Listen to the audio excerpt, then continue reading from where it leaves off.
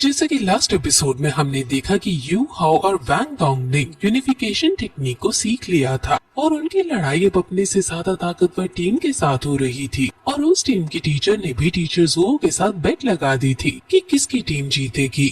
Opponent team में 2 attack type के और एक सपोर्ट टाइप की सोल मास्टर है और सपोर्ट टाइप की सोल मास्टर के पास की बाओ एम्बर पगोड़ा है जो कि लेवल 31 पर है। निंग तियांग एक लड़की है और ये निंग डोंगडोंग और ऑस्कर की वंशज है। ये काफी ताकतवर है और ये बाकी दोनों लड़कियों को अपने की बाओ एम्बर ट्राइब से सपोर्ट कर रही है। यूनर अपनी फर्स्ट स्पिरिट रिंग जिसका नाम रेड प्लेट है उसका यूज करती है और यू हाओ पर हमला करती है, लेकिन जियाओ वहाँ आकर उसे बचा लेती है और फिर यू हाओ खुद अपनी फर्स्ट सोल टेक्निक जिसका नाम शेयर घोस्ट रिकॉग्निशन है उसका यूज करके उसके मूव्स को लोकेट करके डॉज करने लगता है क्योंकि उसके आसपास सब स्लो हो जाता है और वो वहाँ से बचने लगता है। यूनर की मेन स्ट्रेंथ उसकी स्पीड में है, लेकिन यू हाओ की माइंड टेक्निक की वजह से उसकी स्पीड यू हाओ का कुछ नहीं बिगाड़ पा रही है। वो वैंग नाम की दूसरी लड़की वैंग डोंग से लड़ रही है और वो भी अपनी फर्स्ट स्पिरिट टेक्निक जिसका नाम ड्रैगन फायर है उसका यूज करती है और वैंग डोंग पर हमला करती है। वैंग डोंग भी अपनी फर्स्ट स्पिरिट टेक्निक जिसका नाम विंड कटर है उसका यूज करके उस पर अपने पंखों से हमला करता है। उनमें आइकॉनिक लेवल की कॉम्बैट फाइट चलने लगती है जिसमें वैंग डोंग ही जीतता है। निंग तियांग तुरंत उनको यू हाओ पर हमला करने को कहता है क्योंकि वो ज्यादा डॉज नहीं कर पाएगा, इसलिए यूनर फुल ताकत के साथ यू हाओ पर हमला करने लगती है और फिर अपनी सेकंड स्पिरिट टेक्निक जिसका नाम रेड स्क्रैचेस है उसका यूज करती है। ये रेड स्क्रैचेस यू हाओ को मारने के लिए आगे आ रहे थे जिसको जियाओ अपने पॉट से नलिफाई करने की कोशिश करती है, लेकिन उसके रेड स्क्रैचेस टारगेट को लोकेट करके उस पर हमला करते हैं और बीच में ऑब्स्टिकल आने पर उससे बच भी जाते हैं। ये स्क्रैचेस हवा में स्पिन रोटेट कर सकते हैं और जब तक यूनर की माइंड टेक्निक है ये रेड स्क्रैचेस ओपोनेंट को लगकर ही रहेंगे। यू हाओ इन रेड स्ट्राइप से बचने के लिए डॉज करने लगता है, लेकिन वो भला कब तक ऐसे ही डॉज करता रहेगा, इसलिए वो तुरंत अपनी फर्स्ट स्पिरिट टेक्निक जिसका नाम घोस्ट अटैक है उसका यूज करता है और तुरंत निंग तियांग पर हमला कर देता है जिससे कुछ सेकंड्स के लिए निंग तियांग के बहुत तेज सर में दर्द हो जाता है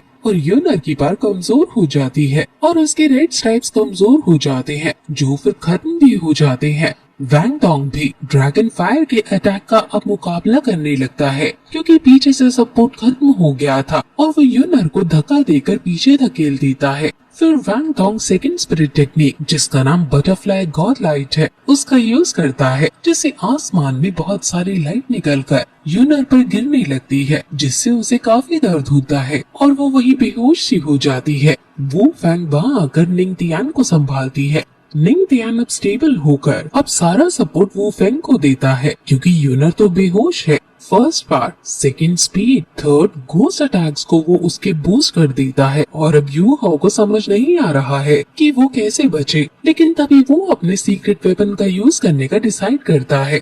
वो जियाओ को तुरंत उसके और वैंग डोंग के आसपास कवरिंग क्रिएट करने को कहता है ताकि कोई उन्हें ना देख पाए। जियाओ तुरंत अपने पॉट से उन दोनों के आसपास बहुत बड़ी कवरिंग क्रिएट कर देती है और उस कवरिंग के अंदर वो दोनों यूनिफिकेशन टेक्निक को उसे क्रिएट करने की कोशिश करते हैं। वो फैंग इस कवरिंग के अंदर घुसने की कोशिश कर रही है, लेकिन बाहर से जियाओ उसको ऐसा करने से रोक दे रही है, इसलिए वो फैंग तुरंत ड्रैगन फायर का यूज करती है और जियाओ पर हमला करती है।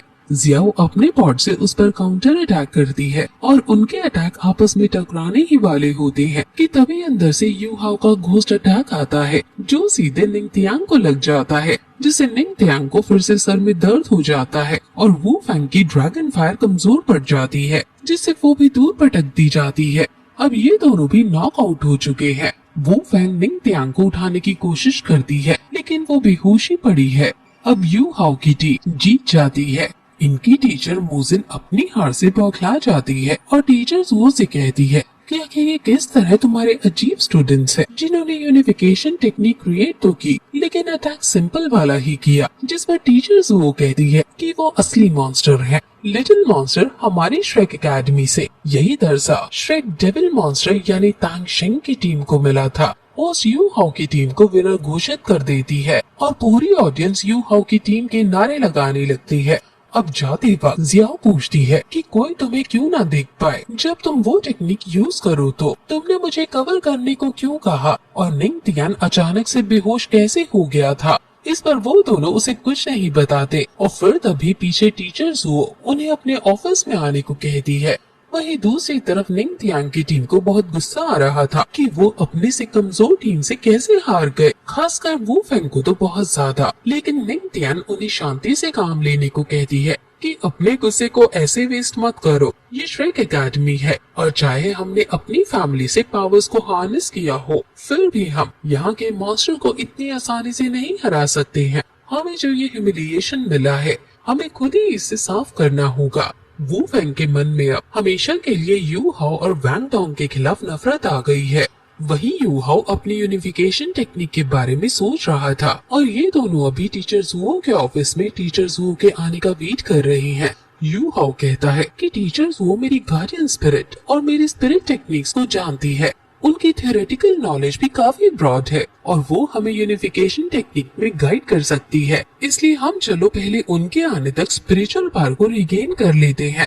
वो दोनों फिर हाथ मिलाकर पावर को गेन करने लगते हैं और शाम से अब रात हो जाती है और वहाँ फिर टीचर जुओ भी आ जाती है, जिस पर वो कहती है कि मैं जान गई हूँ कि तुम स्पिरिट गार्डियन यूनिफिकेशन टेक्निक को प्रैक्टिस कर रहे हो, लेकिन मैंने आज तुम्हें पहली बार इसे यूज करते देखा। तुम्हारी गार्डियन स्पिरिट परफेक्टली यूनाइट हो रही है और उसकी पावर जैसे जैसे तुम्हारी स्पिरिचुअल लेवल बढ़ाएगी वैसे वैसे उसकी भी पावर बढ़ेगी। वैंग डोंग पूछता है कि परफेक्टली यूनाइट होने से क्या होता है, जिस पर टीचर बताती है कि अगर परफेक्टली यूनाइट तुम्हारी स्पिरिट्स हो जाती हैं, तो गार्डियन स्पिरिट यूनिफिकेशन टेक्निक की पावर बहुत बढ़ जाती है। जिस पर अब यू हाओ उनसे कहता है कि उन्होंने आज कोशिश किया गार्डियन यूनिफिकेशन टेक्निक को यूज करने का, लेकिन वो इसे क्रिएट नहीं कर पाए। हम पैनिक में आ गए थे और इस वजह से मेरी स्पिरिचुअल टेक्निक एक्टिवेट हो गई, जिससे मेरी गोस्ट टेक्निक की अटैक पावर बढ़ गई और वो जाकर सीधे निंग तियांग को लगी। आखिर ऐसा क्यों हुआ था? जिस पर टीचर बताती है कि तुम्हारी गार्डियन यूनिफिकेशन टेक्निक तुम्हारी अपनी गार्डियन स्पिरिट की पावर को भी बढ़ा देती है। ये बहुत अजीब चीज है। गार्डियन स्पिरिट को यूनाइट होने में 7 दिन लगते हैं, इसलिए तुम आज इसे इतनी जल्दी क्रिएट नहीं कर पाए थे, क्योंकि अभी सिर्फ तुम्हें ये बनाए 3 से 4 दिन ही हुए हैं। इसलिए अब तुम इसे डेली प्रैक्टिस करो ताकि तुम इसे यूज्ड टू हो जाओ। जब तुम धीरे धीरे इसके यूज्ड टू हो जाओगे, तब क्रिएट करने में जो डिले आता है वो कम होता जाएगा। जिस पर जब यू हाओ पूछता है कि ये डिले बिल्कुल हट कब सकता है और कब हम अपने मन मुताबिक इसको यूज कर सकते हैं, तो टीचर्स वो कहती है कि ऐसा सिर्फ लेवल 70 के बाद हो पाता है, लेकिन अगर किसी की गार्डियन स्पिरिट बहुत अच्छे से यूनाइट हो रखी होगी तो उनके केस में एक्सेप्शंस आ जाते हैं। अब वापस वो अपने रूम में जाने लगते हैं और रास्ते में वो इसका नाम हाओ डोंग स्ट्रेंथ रखते हैं। अब रेस्ट लेने के बाद अगले दिन उनका मैच और भी पावरफुल टीम के साथ फिक्स होता है और यहाँ अब पूरी श्रेक एकेडमी का दिन भी आया है।